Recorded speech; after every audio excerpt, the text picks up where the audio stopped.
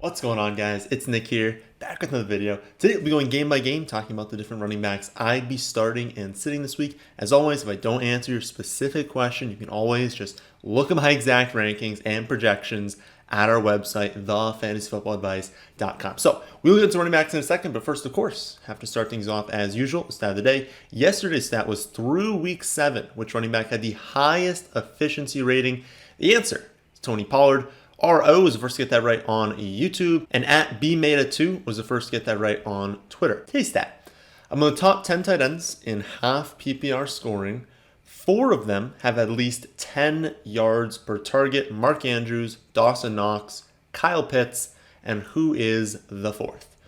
All right, let's talk about some running backs this week. So first up, we've got Dolphins at Bills. This game has an above average 49.5 point total, and the Bills are huge home favorites coming off their bye, 2 touchdown home favorites. For the Dolphins, we see Malcolm Brown placed on the IR this last week, leaving the backfield down to Gaskin and Ahmed. I'm expecting Gaskin to shoulder most of the workload, but given the tough matchup against a very above average Bills defense, and of course this massive spread to the game, being 2 touchdown road underdogs, that is not a good spot for any running back. He's more of a low end running back to like a flex play this week, though one that I would still feel comfortable playing because I do expect him to get a decent workload, and one that would be much better, I'd feel better about in full PPR, and I'd feel worse about as we move into standard scoring formats, and I wouldn't be playing Salvin Ahmed this week.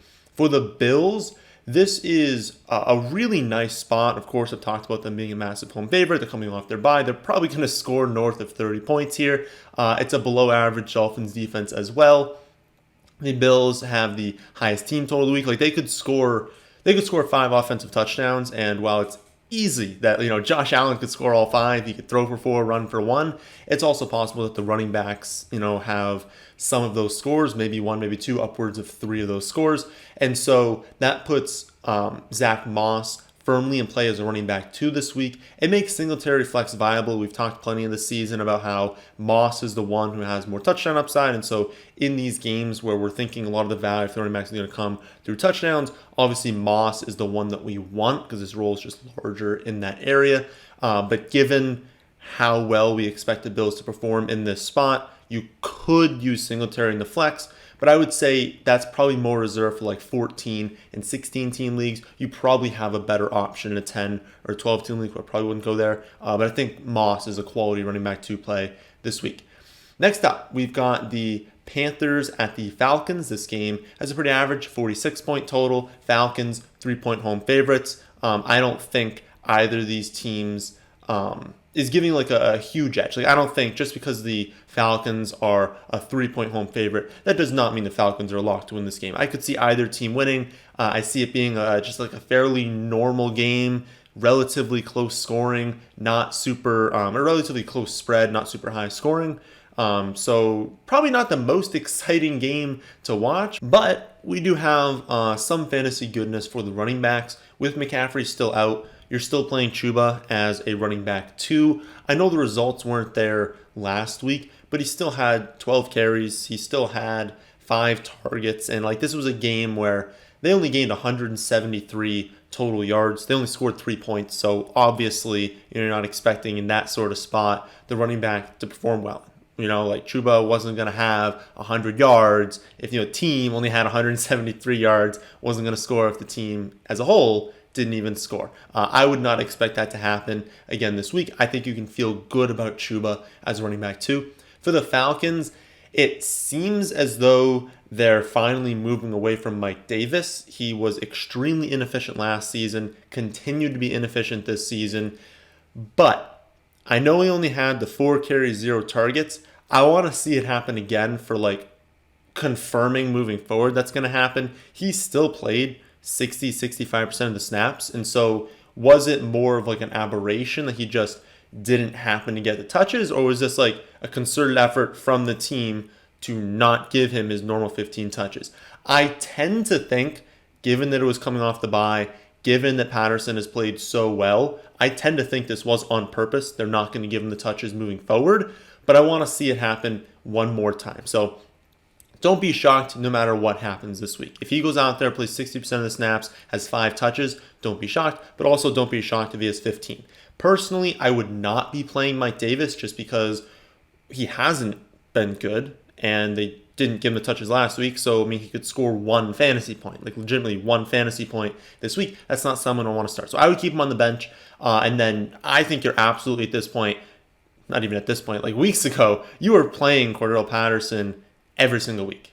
There are not that many running backs that have his level of involvement in the receiving game. And if they're going to continue to use him pretty decently as a running back, and he's going to be efficient as a running back, plus their home favorites, yeah, I mean, you're playing Cordell Patterson. I don't really know who you'd be benching him for.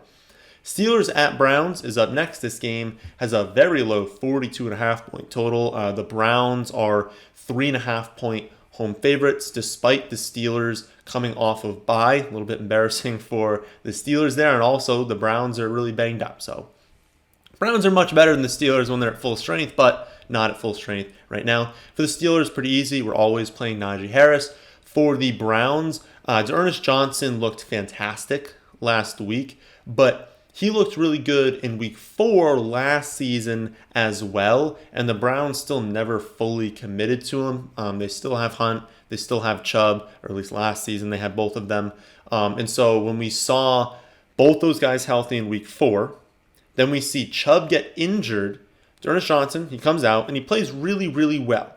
But then in week 5, 6, 7, Chubb missed the next few games. He didn't play all that much, and they kind of leaned on Hunt. I expect a similar thing to happen here. Obviously, Hunt is missing this game, but it's expected now that Nick Chubb is going to be active. And so if Chubb is active, I expect the same thing to happen this week as happened last week or last season in week 5. They just went right back to using Kareem Hunt last year. I think they're going to go right back to using Nick Chubb this season. Now, I don't expect a 90-10 split. I would still say maybe 60-40 in favor of Chubb. So if you are really in a bind and you absolutely need Johnson, he's fine. But understand that he's probably not going to get many targets. He has 14 career targets, only saw 2 last week despite being featured. And so if we're only expecting at best, and again, this is assuming Nick Chubb is playing. Obviously, if Nick Chubb ends up being out, you're playing Johnson. That's just, you don't need this video to tell you that. But assuming Chubb is back, if we're only expecting 8 to 10 carries for Johnson, maybe 1 target if he gets lucky, you got to be pretty desperate to play a running back under those circumstances, because even if he averages 5 yards a carry, I mean, that's 5, hopefully 6 points.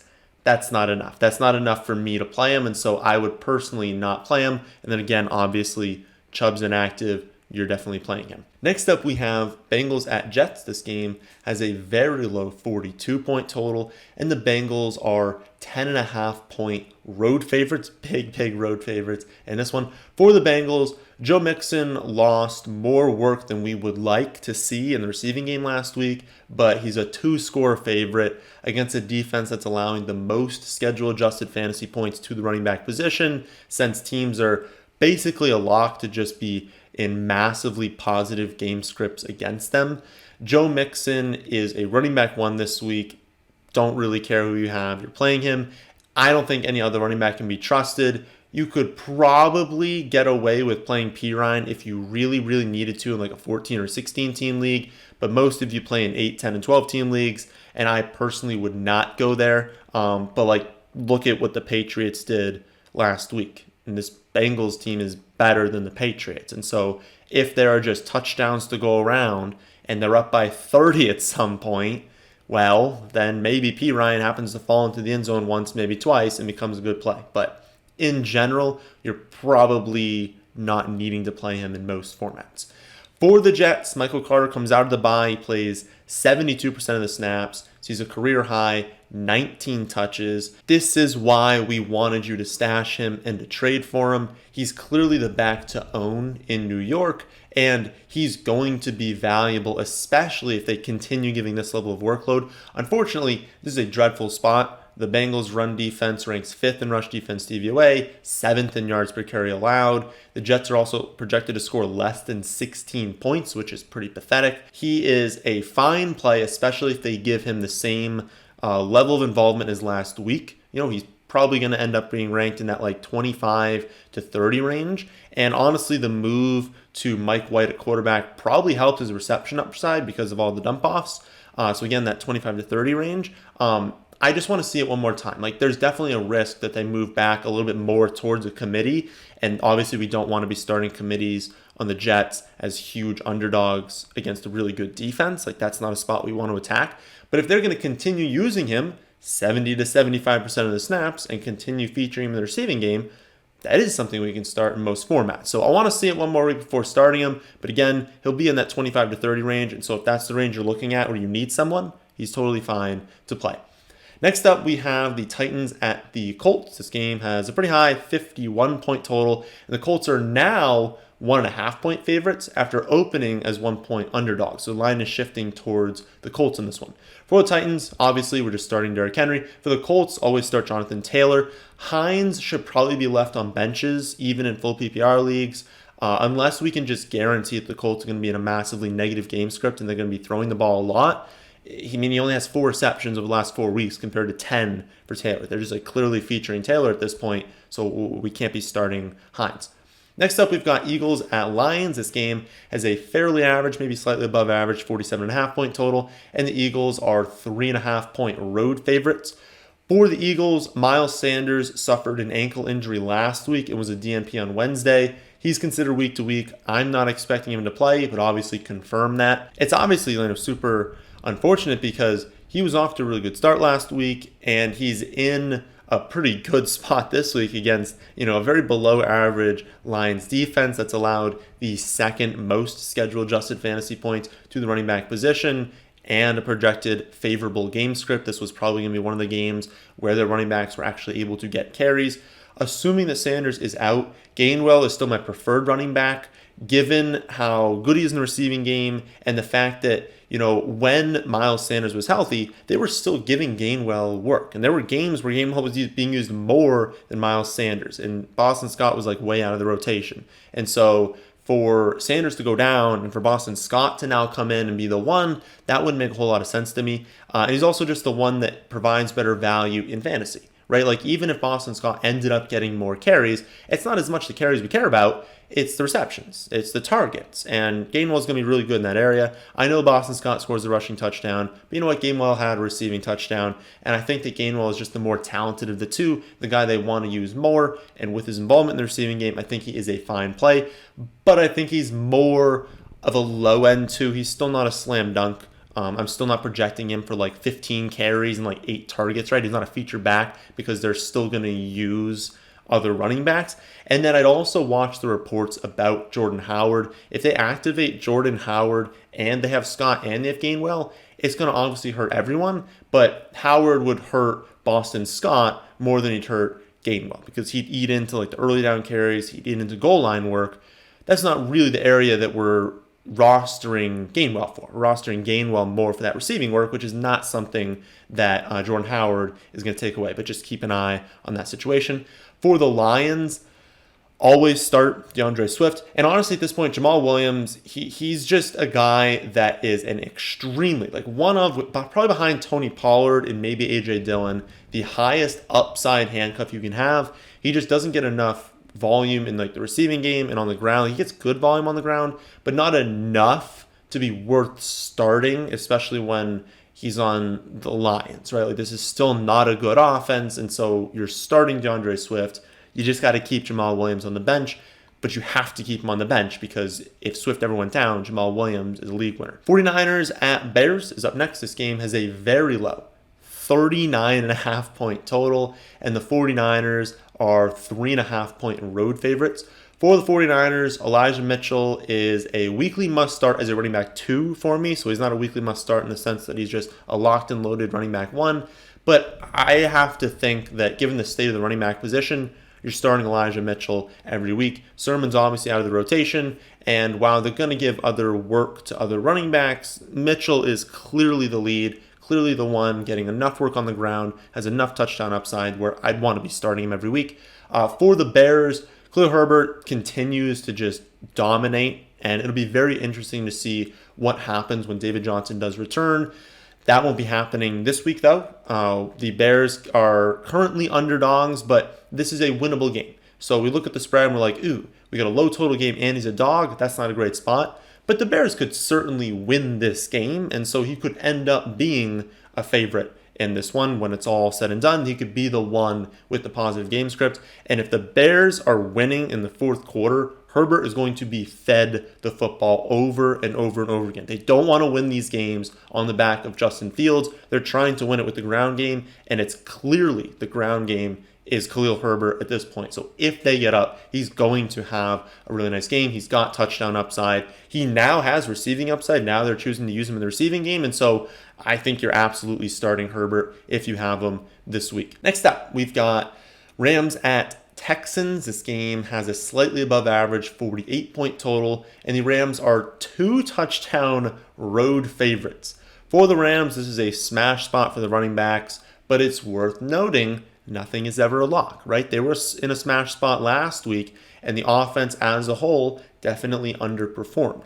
Aside from, the god that is Cooper Kupp. But the offense underperformed. The team underperformed last week, even in a smash spot. So even when players are set up and teams are set up to just dominate, it doesn't always happen, right? So while the Rams should steamroll the Texans this week, and Henderson should have a really nice game and is a running back one, it's not a 100% chance that happens. Regardless, though, he's running back one. You're playing him, and you're not playing Sony Michel. For the Texans, we finally have a trade. We've been wondering if this was going to happen in the offseason, beginning of the season. They just felt like rostering a bunch of dust running backs.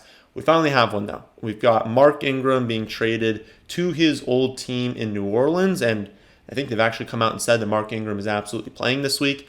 That's going to leave the backfield down mostly to, not only to, but mostly to David Johnson and Phillip Lindsay. Those are their best two running backs right now. They're the ones that we expect to get most of the workload.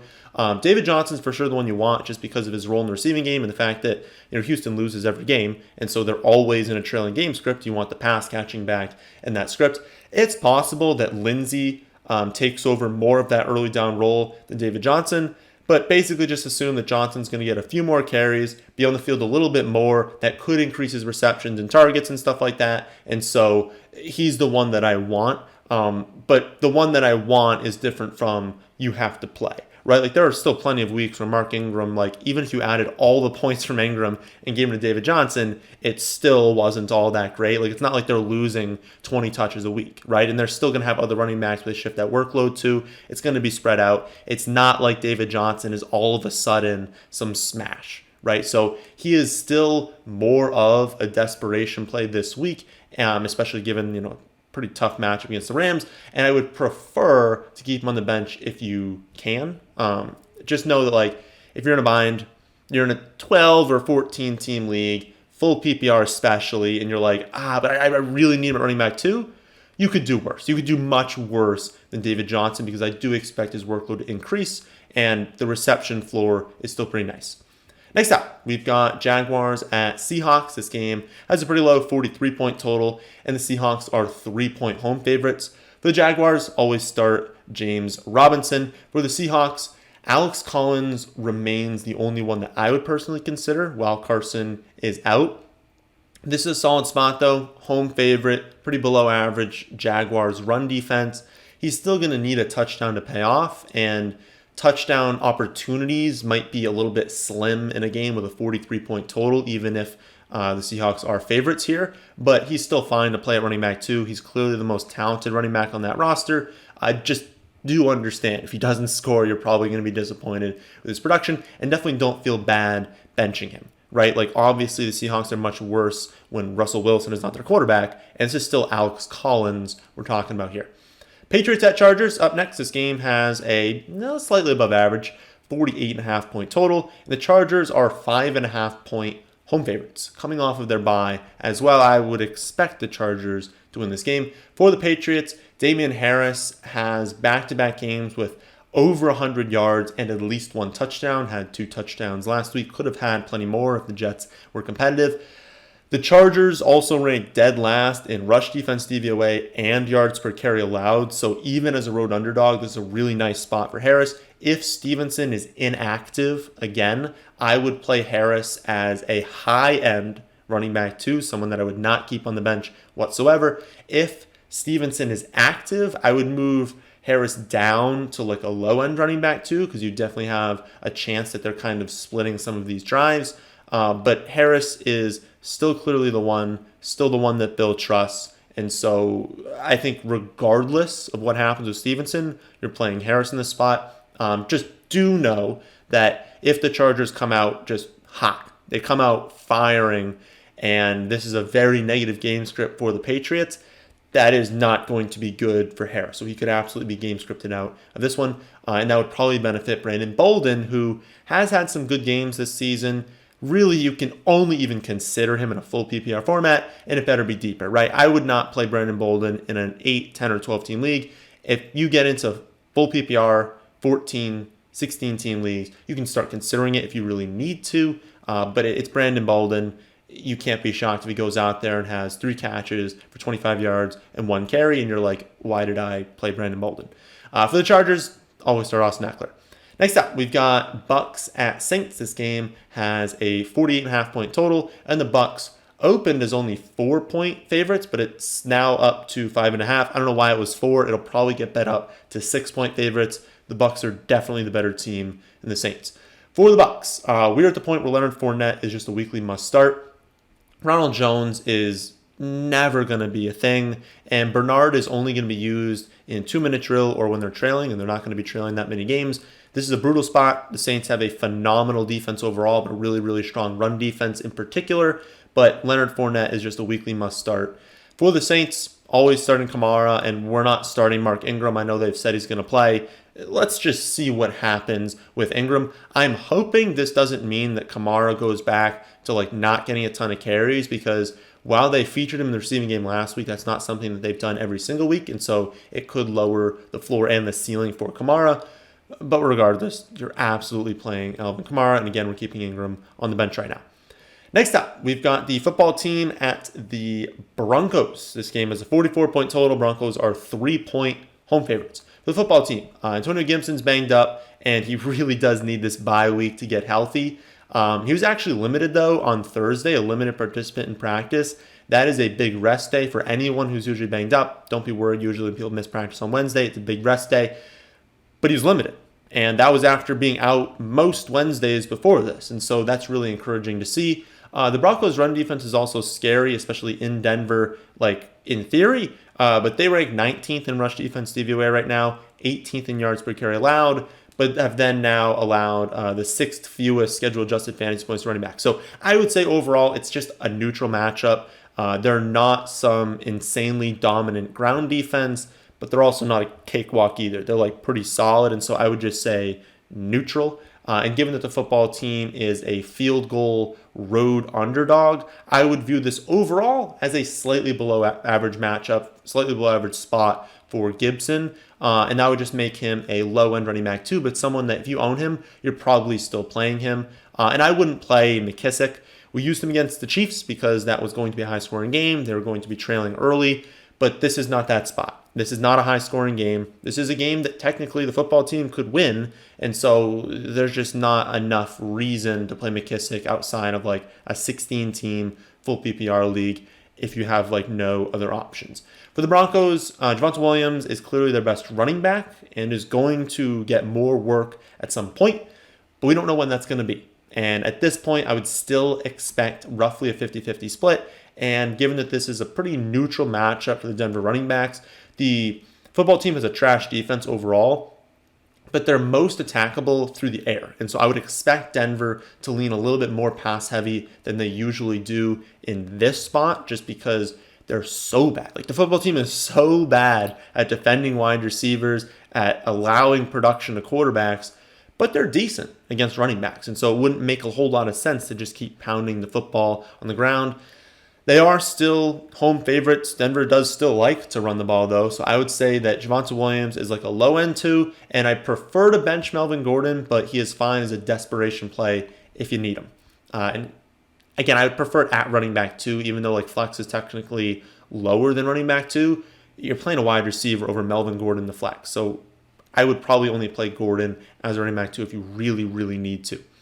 Sunday Night Football game. That's going to be a really, really good one. Cowboys at Vikings, 55-point total. I want to say that's been the highest one of the week by, 2.5 points? I think there was a 52.5-point total. And the Cowboys are up to, I think they opened as 1-point road favorites and now 2.5-point road favorites. Going to be a great game. Going to be high scoring. Going to be a lot of really, really high scores in fantasy. So you want to be starting players in this game. Doesn't mean start everyone though. We're starting Zeke for sure. Pollard, I would say that he can definitely be used as running back 2 if you think he scores, you think he gets a good amount of work. Just understand that you don't need to go there because while this is going to be a high-scoring game, they have so many players. Schultz could score. Zeke could score. Lamb could score. Cooper could score. Like they still have a lot of guys who could score touchdowns, score multiple touchdowns to where they could put up 34 points, and Pollard didn't really do all that much. He's still probably going to play around 30 to maybe 40% of the snaps. He's going to get his 10 to 15 touches, but you're still just hoping he scores a touchdown. He remains the single best handcuff in the NFL, someone you can start, but definitely don't need to start. For the Vikings, we're always starting Dalvin Cook, and you cannot start Madison while Cook is healthy. Monday Night Football game is going to be Giants at the Chiefs. This one has a very high 52.5-point total. There's the 52.5-point total. And the Chiefs are 10-point home favorites. They have struggled more than most people would expect this season, but they should probably come out firing. And it's been mostly their defense that's been bad. Their offense is still going to be good. I know they did absolutely nothing last week, but every team is going to have duds. This is still a fantastic offense, one that we want in fantasy. For the Giants, Booker is fine to play as a running back 2 this week. Like I said, KC's been awful in defense. They now rank 31st in rush defense DVOA, 27th in yards per carry allowed. Booker is also a plus in the receiving game, and so if they happen to get up, obviously that's good for Booker. But even if they get down, as long as the game is remotely close, Booker is probably going to rack up receptions. He's going to have a good chance of scoring a touchdown because they should score points. And so he's a quality play. It'll just be those game scripts where if KC comes out and just crushes, they get up by 3-4 scores. Well, now we're in garbage time and maybe Booker doesn't hit his upside, hit his floor. But as long as this game is remotely close, Booker's going to be a good play. For the Chiefs, Joe Williams had a pretty rough game last week, but he still maintained control of the backfield, and really it was just game script that had him not getting many touches. The Giants are not going to blow out the Chiefs here, so I would expect him to be in that 14 to 17 carry range, 2 to 5 targets, kind of depending on how long this game stays close, and then basically all the goal line work. That's high-end running back 2 volume when you're on KC. Maybe not on other teams, but if you're getting all the goal line work and that level of volume, you're a high-end running back 2 on the Chiefs, maybe even a low-end 1, and you could easily score 1-2 touchdowns, maybe gets lucky and scores 3. I think if you have them, you're playing them this week. So that's my breakdown for every backfield this week. Remember, you can see my exact rankings on every scoring format by just looking at our website, thefantasyfootballadvice.com. That, my friends, is the end of this one. Hope you all enjoy. If you did, then how about hitting that like button? And how about subscribing to the channel if you're new here? Thanks for watching.